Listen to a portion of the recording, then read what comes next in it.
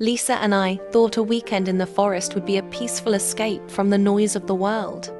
Instead, it became a descent into darkness, into something I still can't comprehend. The first night felt wrong. The air was heavy, the silence too absolute. Even the wind seemed afraid to move. We joked around the fire, trying to break the tension, but every laugh felt like a plea for safety. Then it happened, a snap, like a twig breaking. Lisa froze mid-laugh, her eyes darting into the darkness. I grabbed the flashlight, my heart pounding. The beam cut through the trees and stopped on a figure, just standing there, watching. Before I could react, it melted into the shadows.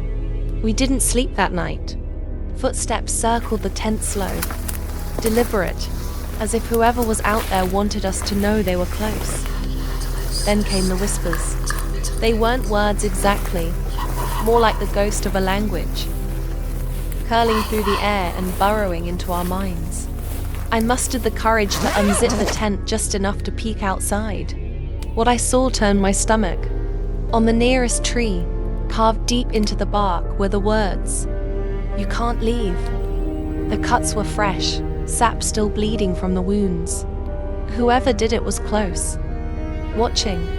At dawn, we decided to leave. No arguments, no hesitation, just the primal need to escape. But as we followed the trail, something was wrong. The markers were different. They didn't lead us out. They pulled us deeper, twisting the forest into a maze. Then we saw it, a cabin. It shouldn't have been there. There were no cabins on the map. But we were desperate, and desperate people make bad decisions. The door creaked open, revealing a stench that made my stomach churn. The walls were covered in photographs. My heart stopped.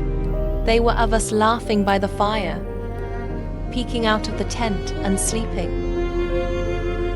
Someone had been watching us, documenting us. Before we could react, the door slammed shut behind us. He was there, tall, gaunt, with eyes that didn't belong to anything human. His smile was a jagged wound, his knife glinting like a predator's fang.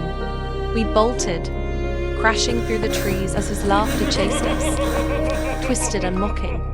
The forest seemed alive, branches clawing at us, roots tripping us, as if it didn't want to let us go. Even now, I feel him watching me. Every shadow, every whisper of the wind reminds me of that night. The forest let us go, but I know it wasn't mercy. It was a warning. Not every shadow is empty. Sometimes it's watching you,